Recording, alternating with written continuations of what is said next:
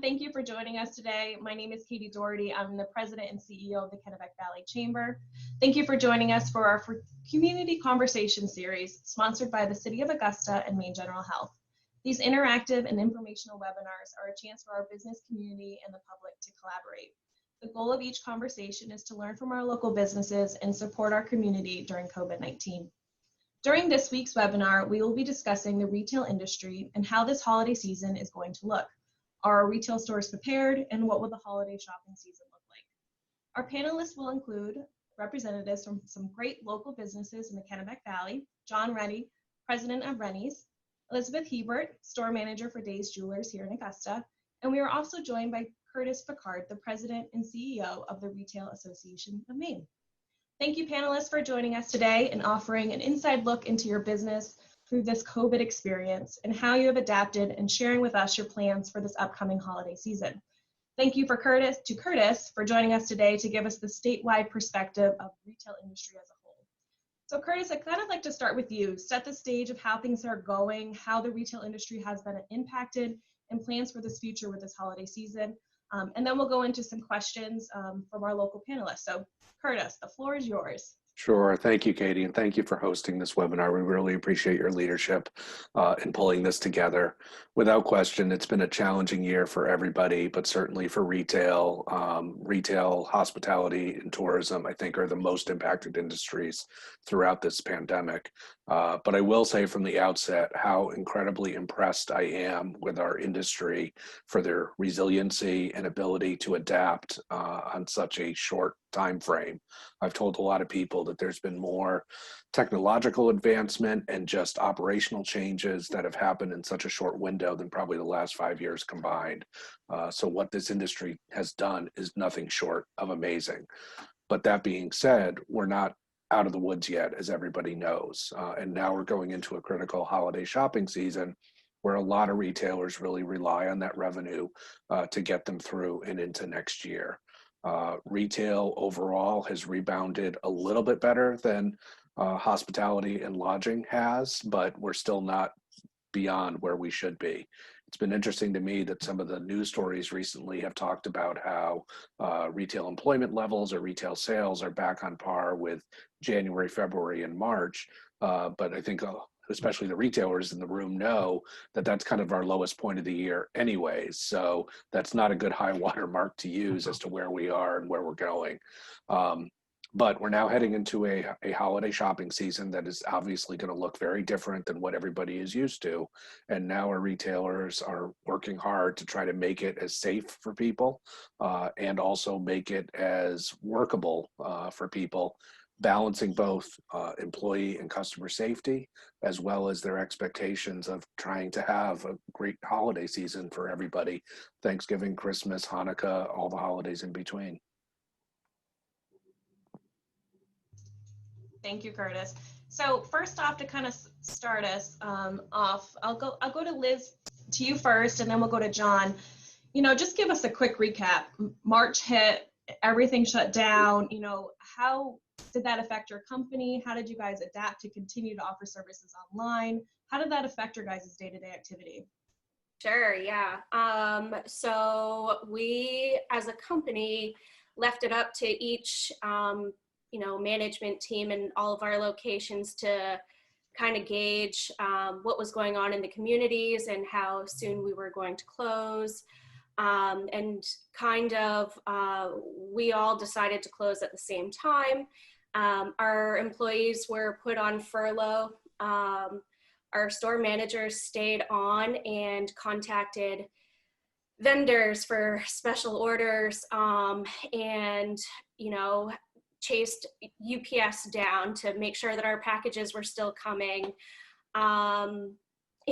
We had not daily, but we had weekly meetings with our employees, catching up with them, making sure that they were safe and healthy.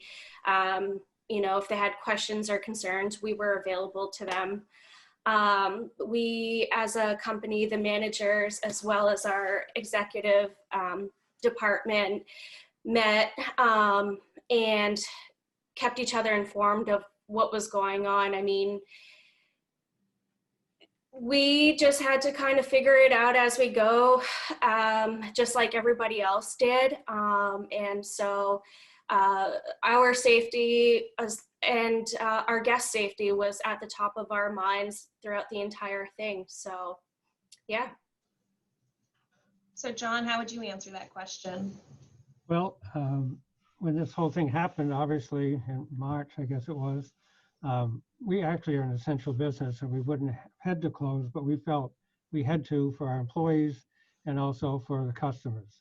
And there was so little known at that time about what you could do, what you couldn't do. Could you touch a box after 2 days that somebody else touched and not get it? You know, I mean, there's some pretty crazy stuff. So anyway, we shut down. We didn't furlough anybody. We paid all our employees the whole time, benefits, everything. We did have to keep our office and warehouse somewhat staffed because we had merchandise coming in, had to be checked in, had to be paid for, you had to do something with it, put it away. So, you know, it was quite a logistical nightmare, but we got through it. We kept some of our management people in our stores to help, you know, deal with the things and the curbside. We started to do some curbside pickup things, which are okay and appreciated by a lot of our customers. You don't do the business curbside, you do when you're open. I'll tell you that right now. But anyway, it worked all right. And then finally, we decided, you know, to get back open. And I guess it was around the 1st of June. You know, in the 71 years we've been in business, we've never closed for more than a snowstorm, and even then not sometimes. So it was really unprecedented. These unprecedented times gave us unprecedented issues to deal with because we've never done it. You know, we had a meeting with our managers on Zoom yesterday, and one of the things I said was, you know, most things in retail, we've had the ups and downs over the last 71 years, and bad things have happened. You go, well, remember back in '62 that bad thing happened, and this is what we did to get through it. Oh yeah, okay, yeah, we got a plan. There's no plan. There's been no plan here. You just don't know what to do. So we are dealing with it. Everybody's figuring it out, and that's good because we had to, and you know, we're going to continue to prosper, hopefully. Yeah, the number one thing is that I really wish there was a COVID pandemic like handbook for all of us, right? How much better would that have been through this whole process? But we were all just kind of making it up and adapting and figuring it out as we went. So kudos to all of you guys too for doing the same thing because yeah, we were all in the same boat, not knowing what the next day would bring. Right. Absolutely. Well, Katie, if I can chime in a little bit more as well and just talk about the partnership between folks that run associations like me and the local chambers. You know, when we were all going through this, we were all almost talking daily about what the latest changes were, trying to navigate the administration as well. There was no playbook about this. So we were all trying to figure it out. As John said early on, Reny's really probably would have been considered an essential business from the get-go, but they made a decision that was, you know, best for them. But in those early days, trying to determine and help navigate who was considered essential versus non-essential was not an easy task. And I'm glad we kind of moved beyond that. But the relationship that exists between, you know, those of us that do industry-specific associations and you folks in the chamber world, whether you're a local or regional chamber, was critically important in getting the word out there. And I think this year, I think we've always been valuable to our members, but this year we truly showed our value to our members because they were calling us daily. Mm-hmm. Yeah, I mean, I learned more about PPP and loans and everything and the CDC guidelines than I ever thought I ever would need to know. So going into the next question, how will this holiday shopping season be different? What adjustments are you making and your plans? How are you starting to market this? So John, do you want to start with that one? Sure. Well, it is going to be different. You know, in the old days, you want to try to get as many people in the store as you can at one time, and that's not the issue now. You're going to try to spread them out more. And, you know, I know a lot of the big guys have been running more sales and specials early. We're always running sales, so that's another thing. But, you know, it's going to be just different. I mean, and when it gets closer to Christmas and you really start getting the crowds, you know, are we going to have to start lining people up outside again? you know, because there's a limit in every store, just finding on the size of how many people you can get in. So it's going to be a challenge. You know, we've also had challenges with getting merchandise. A lot of basic merchandise has been hard to get because some of the manufacturers have been hit by the same thing. They've been closed for 2 months. They can never catch up. And they also have to have new guidelines for spacing. And, you know, when people used to work right next to each other, now it's 6 feet apart. So there's been a lot of issues there, but we've got great buyers at Reny's, and we're finding ways to dig around and find what we got to find and what our customers need, which is important. So it's going to be different though. Liz, how will your shopping season be different? I'm sure, I feel like a lot of jewelry is always under the Christmas tree. Yeah. So we're fortunate, unlike, you know, Reny's, that we just sell jewelry. And so when people come in, they're specifically looking for that one thing. You know, jewelry is a very personal gift item. So we don't have the crowds like, you know, some of our stores next to us do. So I think as far as crowd control, we will deal with it as it comes. We're going to encourage people to start shopping for Christmas early, start in November, especially if we're going to be ordering things for you. You have to be patient with us because some of our vendors are at half capacity too, because overseas they're being hit just as much as we are. So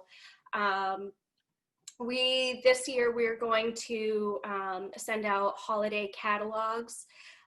We encourage people who want jewelry as gifts to kind of circle the items that they want. And so when they send their partner in, we know exactly what we're looking for. So that'll be less time in the stores for you and everybody else. We're gonna encourage people to kind of shop online first and see what we have in stock. If there are things that you want to see in the store, we have a request to see in store link right next to all of the items online.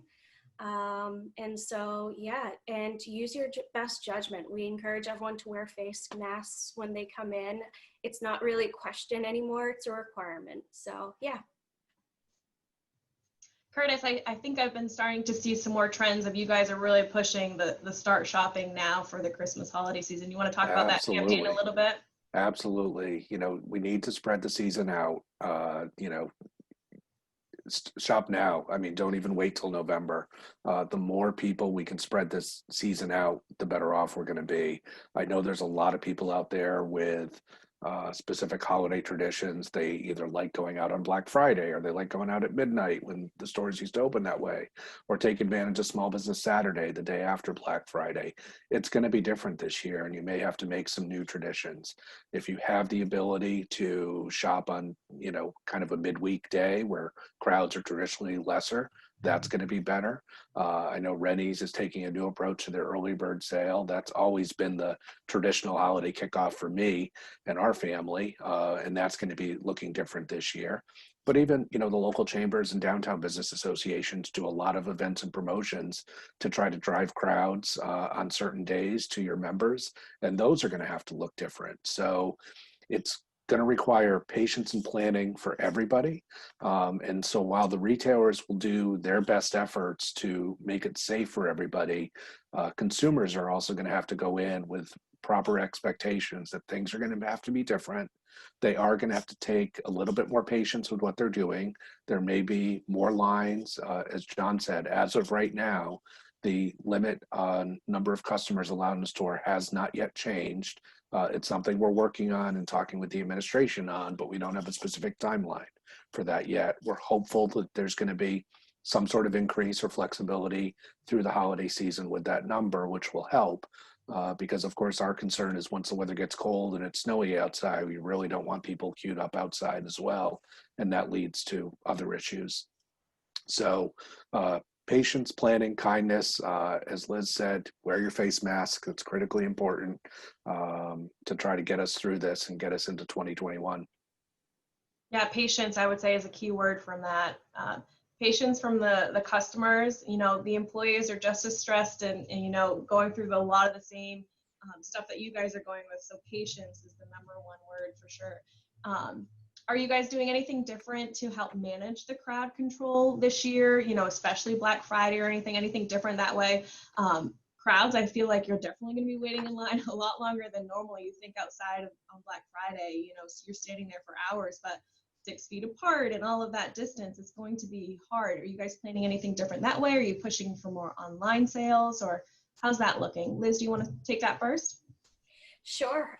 So we don't have any plans as of yet. Like I said, we, you know, don't offer a whole lot of different goods where people are coming in for TVs and, you know, electronics and things like that. So I think as each store figures out when their busy times are, they're going to make adjustments regarding, you know, having people wait or wait in a certain section at 6 feet apart. And so we're just going to take one day at a time and work with it as it comes. So again, online shopping before coming into the store really helps narrow the search down for us and for you. So yeah. John? Well, yeah, we're still working on our online thing, so that's not a real factor right now. You know, we've been seeing that people are actually shopping for Christmas things, decorations, decor, that type of thing early. I mean, we always have it out early because you got to get it out, and it's a big category. But boy, I'm seeing much more of that now than we ever have in the past. And you know, you mentioned the early bird sale, which is going to be different this year. We're still working out the details, but it's not going to be 6 to 9 a.m. for 3 hours with like 1 million people in the store, because we can't do that. So we're encouraging people to sign up to be a Maine adventurer, which is kind of our little club online that we give people advanced information on sales and new things that are coming in and that type of thing. And we're going to really disseminate a lot of information about how we're going to do early bird that way. Unfortunately, the wonderful election is like right before that, so you're not going to be able to do anything on TV or anything, although people would love something besides what's on TV and the radio right now. But so it's going to be different, and you know, we're going to have to, as she said, that we're going to have to play it by ear as we get close to Christmas and people really start coming in more than a normal day. You know, we're going to have to try to keep a better track of how many people in the store and all that type of thing. So, yeah, it's going to be different, but I think I think it's going to be okay. One of my biggest concerns is that, as Curtis mentioned, the hospitality industry hasn't done that well because they haven't been able to be really open. And a lot of people in Maine who live here depend on what they make. If they don't make it in the summertime, you're not going to get through the winter. So I'm concerned that a lot of people aren't going to have a lot of money to spend. And that's going to be an issue, you know, because they didn't make it in the summer. We all know that game. We live here. So, you know, so we'll have to see what happens there. Chris, do you have anything to chime in on Black Friday and stuff? Yeah, well, first of all, John raises an incredibly important point. He's absolutely right. You know, we started going into 2020 coming off a strong economic year in 2019. We all had high hopes for this year, and then things got derailed. So while I said, you know, retail has rebounded somewhat since the pandemic started, we're not fully back yet. And we're really not sure how the holiday shopping season is going to turn out. Sadly, it's one of the things that, you know, we won't know the real results until we look back and see what the sales tax receipts are for the state, which lags about 6 weeks behind any particular month. So, you know, we generally don't know December sales until mid-February, for example. But as John said, we are starting to see people shop a little earlier and take advantage of that. Yeah, I'm very worried about our hospitality businesses, you know, especially the seasonal ones that rely on that summer traffic. They may have been able to get through the summer, and August we saw a little bit of a rebound when Massachusetts visitors were allowed back in, but whether or not they've actually made enough to get through till next May is a real question. So we're hopeful for that. But I think if there's one message I can share or a story I can relate, just about a year ago, we had our annual summit, and the Reny's family was celebrating a big anniversary last year. We brought in 3 generations of Reny's to kind of come and just talk about some great stories. But my one takeaway from that conversation was, as much as we all love Reny's and Days Jewelers and LL Bean and Martin's, we can't take them for granted and anticipate they're always going to be there. They need the support. And so, these retailers have done an incredible amount of work this year to try to navigate this horrible situation as best they can. But the reality is we all need to support them and make sure they get through so they can celebrate another 70 years or 50 years or whatever their next milestone is. And that takes work. So I'll say that the same is true for the restaurant industry. Restaurants, hospitality businesses are definitely struggling more than retail. We need to try to support them as much as we can. It's been helpful to see the phase 1 economic recovery grant checks be sent out. The deadline for phase 2 is next week, and we hope more folks are applying for that. And we're also hoping that there's going to be additional federal stimulus down the road, because end of the day, nobody asked for this. This wasn't anything retailers or restaurants or hospitality or other businesses did to bring this upon themselves. This was something, out of the ordinary. So we all need to pull together and make sure our industries get through this. I also want to mention, if anybody who's listening to this webinar has any questions, feel free to submit them in the Q&A or the chat box, and we'll get to them too. Another question is touching items still an issue? Should people be mindful of only touching what they intend to buy? What has your stores been doing to sanitize and prepare and make sure everyone feels comfortable coming in? So John, you want to start? Well, yes, we've always had clean and neat stores, but we're working even harder on it now to sanitize, the real touch points and that type of thing. I don't think, I'm not sure we have a problem with that, with people touching things and picking it up and looking at it and putting it down. When this first started, we were having to send stuff from the warehouse to the stores, and we would wrap a pallet and say, don't open for 2 days, because somebody in the warehouse might have touched it, and you don't want somebody in the store touching it. Well, subsequently, we found that is not exactly true. I mean, I'm sure there's still a little bit of danger there, but I don't see it too much in our stores. I think we'd be aware if somebody was really abusing that whole thing, but other than that, I don't think it's that much of an issue for us. Liz? So jewelry is very personal, and people love to touch it, wear it, and see how it feels, right? Yeah. So that's just the nature of our business. We've always been very careful to clean and sanitize our jewelry before COVID-19, and taking even more careful precautions since we've been back and open and people, are still buying jewelry.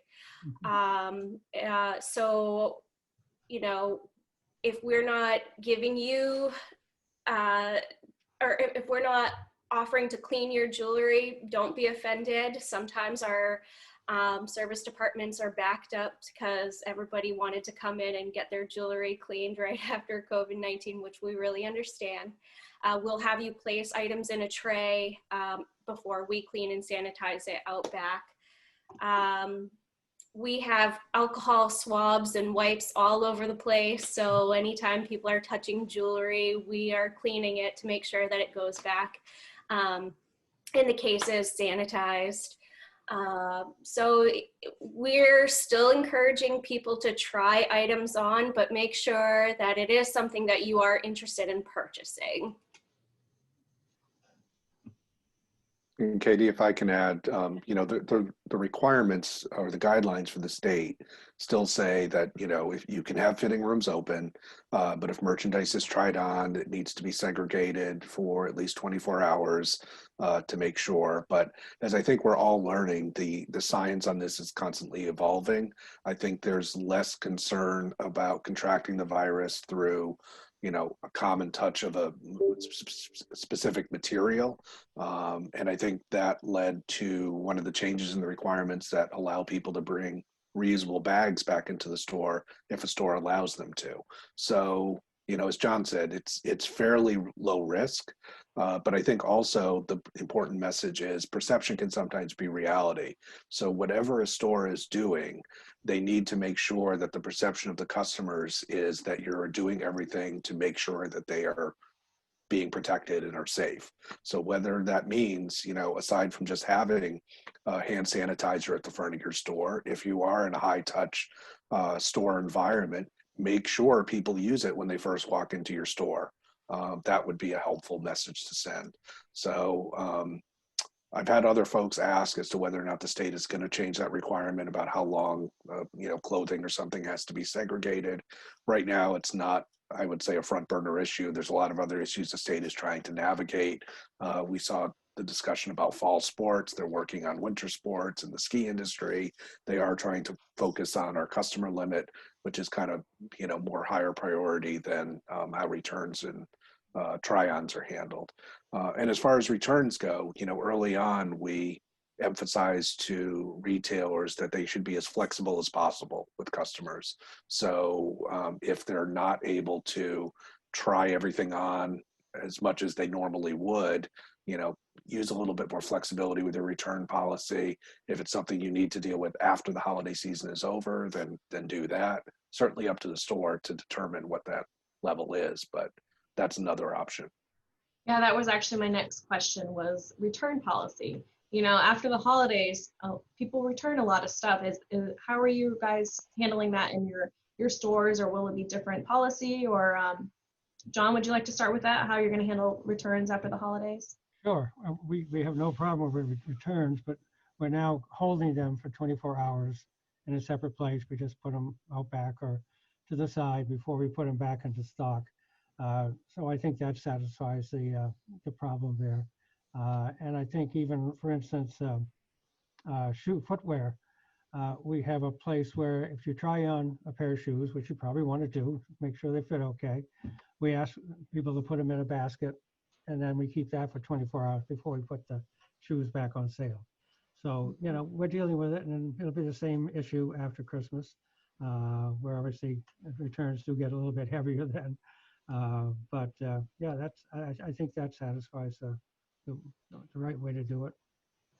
Liz, I don't know if people really return too much jewelry, I guess, but I don't know if you would like to say anything on that one. At Days, we're pretty flexible when it comes to holiday shopping. So we receive returns into January from the holidays, and we understand, sometimes something doesn't fit right or it's just not right. So we're going to just continue to honor our holiday returns as we always have. Perfect. So a question that came in is, a lot of businesses are gearing up normally to hire a lot of new hires for the holiday season. With COVID, is that affecting you guys and how you're looking into the holiday season? I mean, a lot of businesses aren't fully back to even their normal capacity, not even in holiday season. So how is that going to be affecting you guys? Are you planning on hiring any more for the holiday season? Or Curtis, I'd love to know a statewide industry on a normal holiday season, how many retailers are hiring and that percentage increase. I don't know if you know that, but I don't know, Curtis, if you want to start with that, and then we can go to the stores. Yeah, I mean, speaking from a statewide perspective and not specific retailers, because I don't know what John and Liz are thinking specifically, but overall, there are retail jobs available out there. There are plenty of places looking to hire people through the holiday season. I know LL Bean started their push earlier than ever. And part of that also is just the overall change in operations. So they've needed more people to do certain functions that they may not have had in the past. So that's created some new job opportunities as well. So there are jobs out there, retail wide. So we think people should help take advantage of that. And that may also help with the hospitality industry as well. If there are folks that find themselves out of work from that industry, we may be able to help, bring them on board through the season. John, are you guys hiring for the holiday season? Yeah, we are. It's difficult. I mean, there's not many people coming in. With all the unemployment out there, it's kind of strange. I mean, some of our stores are okay, and some are having some difficulties getting enough people to get through Christmas. And as Curtis just said too, there's other positions now that, for instance, we have on every store, we have a greeter who's at the door with hand sanitizer and masks if somebody wants one, and making sure that people have masks on. And that's a position we never had before. We do let them mark a little freight or something if it's slow, just to help out. But that's another position in a store that is not, I guess I would say, as productive as being on the sales floor. But it's difficult. We've had a difficult time in our operations center here, our warehouse, getting people. It was getting a little better now, but at one point we were down 11 to 12 people in the warehouse, and September and right now is our really busy time, and that's had an effect on how we get stuff out to our stores. So, as I said, it's getting a little better now, and but it has been an issue. Liz? So we don't do a lot of holiday hiring because our business is very specific in standards and procedures. But since coming back from our COVID-19 shutdown, it has been a little bit more difficult to hire for the open positions that we have throughout our company. I've noticed, especially in my Augusta store, that there hasn't been as much interest in the open positions that I did have. So I'm not sure exactly why that could be, but yeah, so our company is always hiring, but to say that we're hiring extra people on for the holidays isn't necessary for us. So what is one thing going into this holiday season that you would like to make sure the community knows, or one bit of advice, or one thing to think about when you're going in and shopping? What would you like them to know?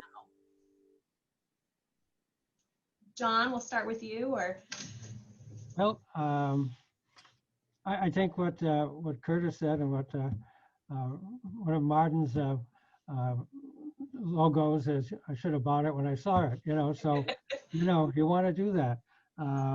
We've been concerned for a while, and I've had my buyers, instead of getting turned, we're having difficulties getting some merchandise, and I said, let's get it and have it here so we can get it to the stores. Don't forget about the turn for a while. When you buy 6-8 weeks worth, I need to buy another 6-8, because I think we're going to get to the end and there's not going to be anything left to buy. So we've been really kind of stockpiling stuff that we know is going to be good and needed by our customers, so we don't run out. And I think the other thing is that it's very important to people. We've had a lot of people say to us, I feel really safe in your stores because it's clean. You got somebody at the door, you got hand sanitizer, you got a mask if I forgot mine in the car.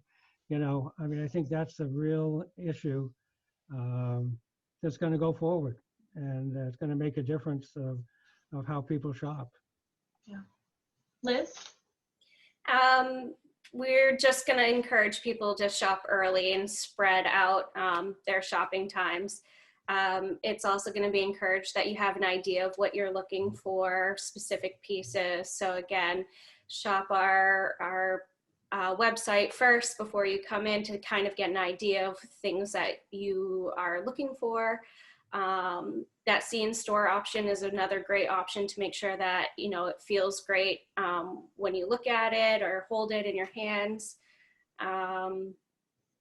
If there's going to be custom designs or orders, start early because our vendors, again, are at half capacity as well. So yeah, so shop early. Yeah, I would add, don't be a last minute shopper. Don't be that stereotypical, you know, the weekend before Christmas, you know, rush out because you're going to be disappointed. But I also wanted to kind of hit on another aspect of that, which is, you know, the online retailers that are out there, and everybody thinks everything can be delivered next day or even same day. The reality is that hasn't really been the case through this pandemic. So you're not seeing as much next day or same day delivery. And so, you know, the folks that like to utilize those avenues, the interesting thing to me is over the last couple of years, we've seen a specific increase in people coming back to physical brick and mortar stores. So for years, we've all been pushing shop local, buy local, support our local businesses, that type of thing. But we're really starting to see it take root through the last couple of years, which is really great to see. I think millennials get a bad rap that, you know, they don't like stores, they do everything online. But the interesting part is the next generation, Gen Z, seems to really like going into stores and getting that experience of seeing the items in person and touching it. So going into 2020, we were hoping to see that trend continue. So I'm hopeful that's still the case. But I think it's important to remember that not all your needs are going to be met by shopping online. And as I said before, it is critically important every year, but even more so this year, that we're supporting our Maine-based retailers, the ones that are employing the people here, that are supporting your community, that are supporting your local sports teams. They've been there for you through this pandemic, and we want them to be there for you in the coming years.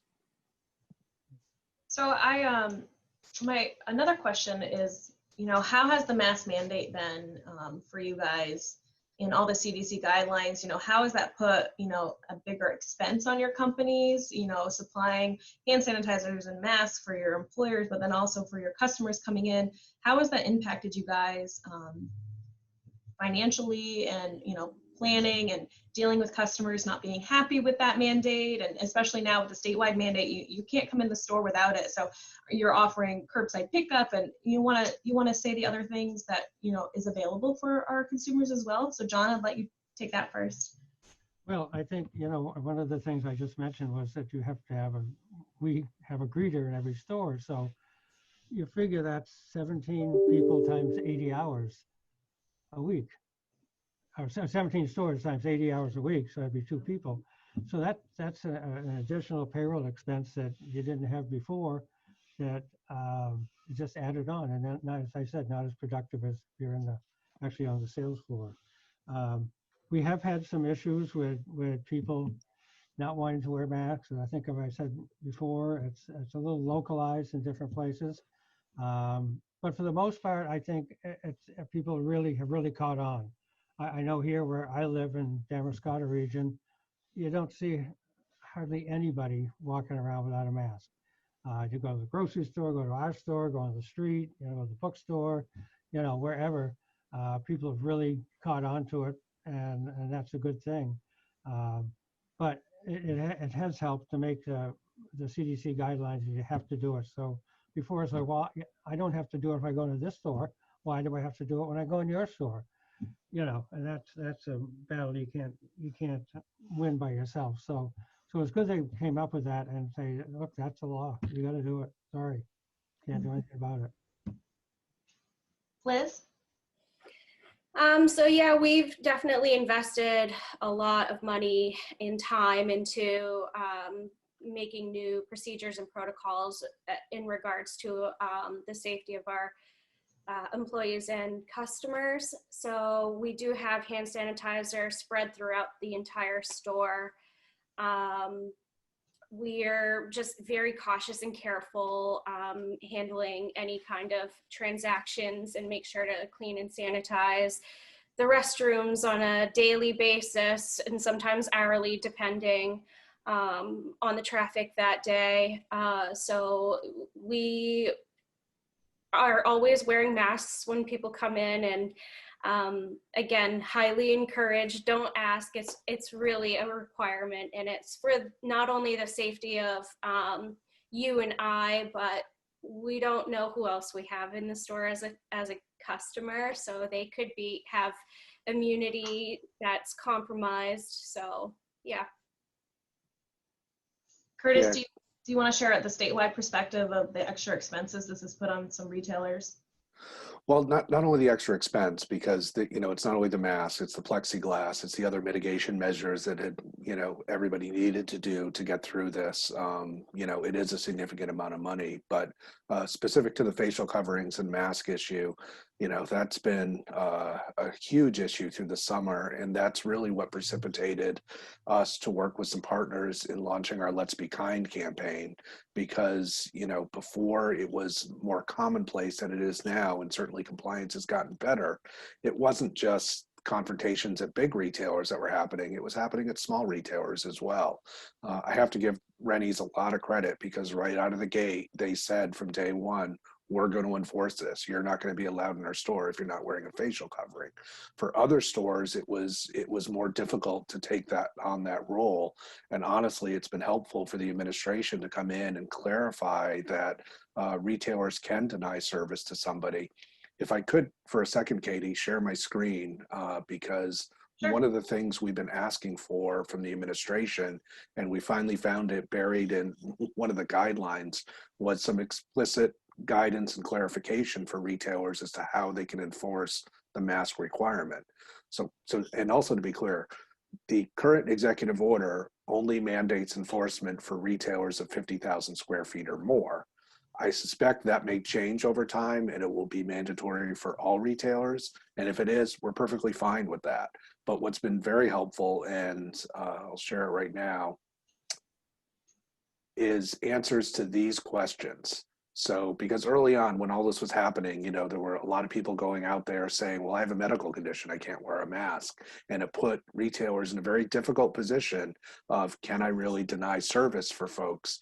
And we asked and asked and asked the administration to say, look, you need to clarify for our folks whether or not they can deny service or how they need to go about them. So thankfully on this page up here, so it's maine.gov/COVID-19 restarting Maine /winter capacity FAQ. There's a lot of great Q&As on there for folks, and we can share this link in the chat as well. But these questions are specific to that mask requirement, which we think is very, very helpful. So, as I said in the beginning, practice patience, practice kindness, but certainly wear your mask as well. Whether or not you agree with it is not material. It's what we need to do to get through this pandemic. It's what we need to do to make sure our businesses stay open and operational. So let's all take that seriously. Thanks, Curtis, for sharing that. And if you want to put that in the chat box, that'd be great. Sure. Another question that just came in is, I really enjoy my girls' shopping trips. Are you encouraging not big gatherings or, filling up my carload with people to go and shop? Or is it, are you kind of encouraging maybe one family member? Are you guys, how are you kind of handling that as a side? Because it's hard, because if 15 people can only come in, you can only let maybe 2 at a time. Or are you discouraging that at all, or are you still okay with girl shopping trips and stuff like that? I'll start off and say, one of the reasons we're asking for some flexibility in the 5 per 1,000 square foot customer limit is for exactly that reason, especially the very small retailers, the ones that are only 1,000 square feet. If one family comes in, you're at your capacity right out of the gate. And that's been an issue from the get-go. So while it was good that the 5 per 1,000 kind of equalized everything for everybody depending on their size, we have seen more of an issue on the smaller size retailers that, one group comes in to shop. So I guess we're just asking people to be conscious and think about the other side, I know you're looking at it from a consumer point of view, but try to put your feet in the shoes of a retailer and what they're dealing with and how they're trying to do the best they can. They're thinking about the hand sanitizer, the mask, the flow through the traffic, how they're going to process those returns. The other thing I thought about what John said about returns is, you're segregating some merchandise that may have the potential to be sold for 24 hours. Yeah. And think about, those years, and this year will probably be no different. There's that must-have toy that is in short demand. And so if a store gets one and now they have to sit on it for 24 hours, think about the process that's going to exist to try to decide, well, who's going to get that item when it goes back on the stores. So there's going to be all those issues that retailers are thinking about. So I guess just, my advice to consumers is try to make some new traditions. I guess the other thing to think about is, as much as we can with the weather, a lot of retailers are going to try to continue to do things outside as well to try to increase that capacity level if possible. But that's going to be very weather dependent. Not every retailer is going to be able to do that. So just be conscious of what you're doing. Try to make new traditions. Try to still make it as fun as possible to have those holiday traditions. I don't know if John or Liz, you have anything to add to that, or it's pretty self-explanatory for kind of everything. Of course, you would love more people in your store, but it's kind of hard with the guidelines. No, I think Curtis was right on with that. You might want to keep your crowds minimal just to help us out and just to be fair to other customers that are coming in. Yeah. So we're about 10 minutes left. So if anybody has questions, feel free to submit them. But I do have one question that just came up that's really good.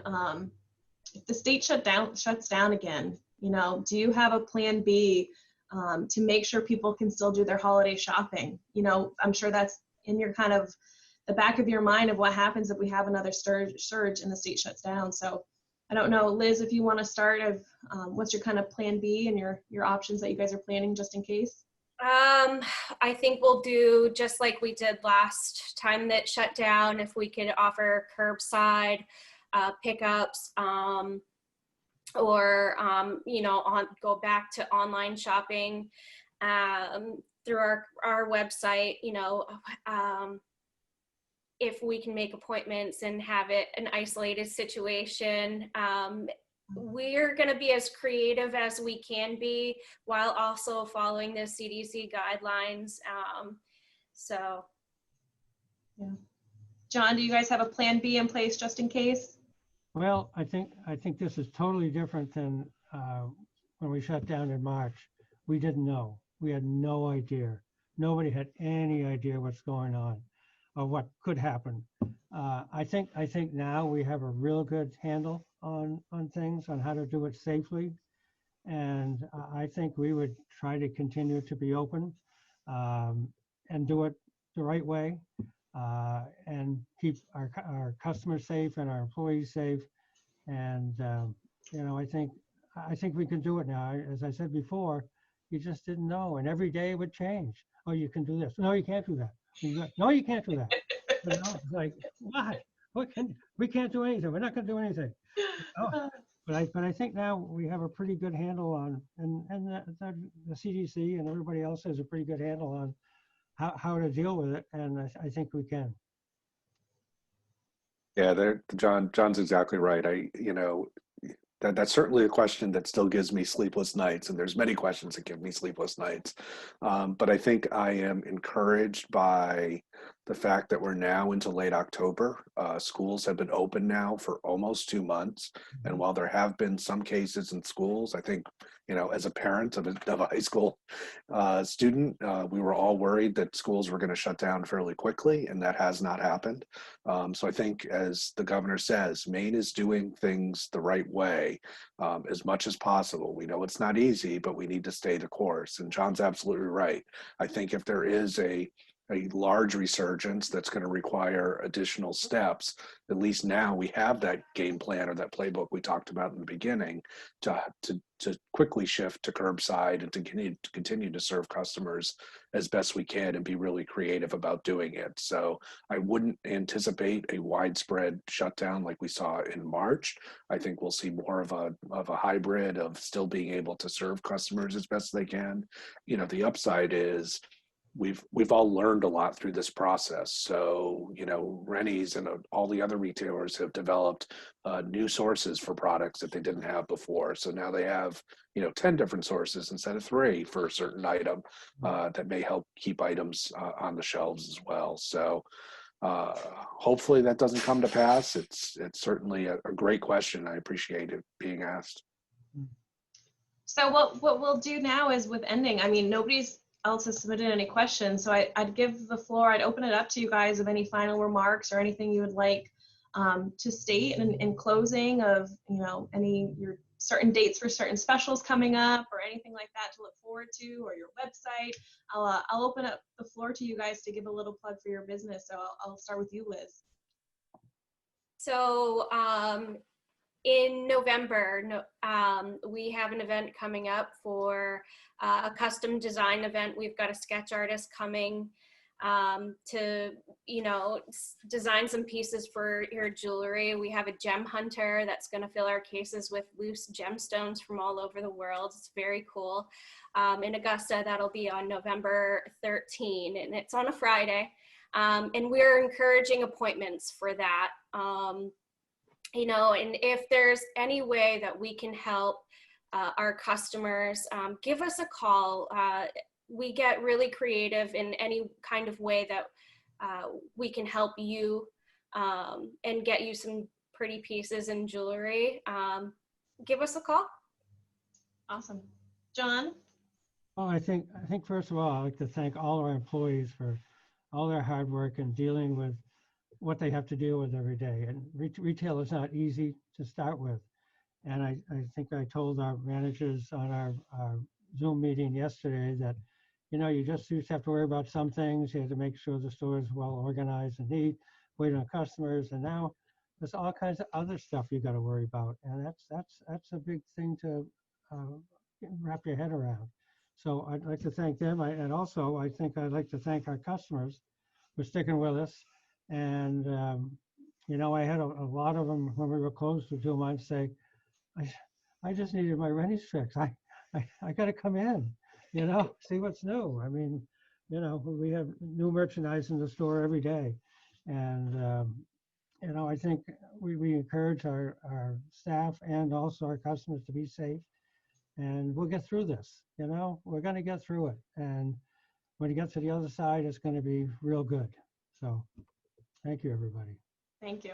Curtis, any closing remarks from you? We're heading into the season of being thankful and hopeful for folks. So as I said in the beginning, we're all in this together. The old economic maxim of, you know, nothing happens until somebody makes a sale is true. It's critically important this year to make sure we're supporting our Maine-based businesses and help make sure we're all getting through this and into 2021, where I firmly believe we will be turning the corner and getting things back on track. I hope so. Yes, I hope so too, John. Well, thank you everyone for joining us today. Thank you to the panelists for joining us and taking the time to give us the inside look into your guys' business. Our next week's webinar is going to be focused on how to create a healthy community and to prevent the spread of COVID and the flu. So we have panelists Chuck Hayes, the president and CEO for Maine General. We have Steve Diaz, the chief medical officer for Maine General, and then also Ingrid Stanchfield from CEO of the Boys and Girls Club to talk about the importance of creating that healthy atmosphere for essential workers daycare and the school atmosphere. So it's really important for the community to come together and learn how we can make sure we really can help keep this community safe because it's a trickle effect. You know, kids and parents and employees and staff, you know, if we can all work together and help create a really healthy community, we can continue to all grow stronger together. So thank you again for everyone for joining us today. Thank you to our sponsors, the City of Augusta and Maine General Health, for bringing these community conversations to all of you. Hope you have all a great day, and I look forward to the holiday shopping season, and I'm sure everybody else does too. So we'll see you later. Thank you, guys. Thank you. Thank you.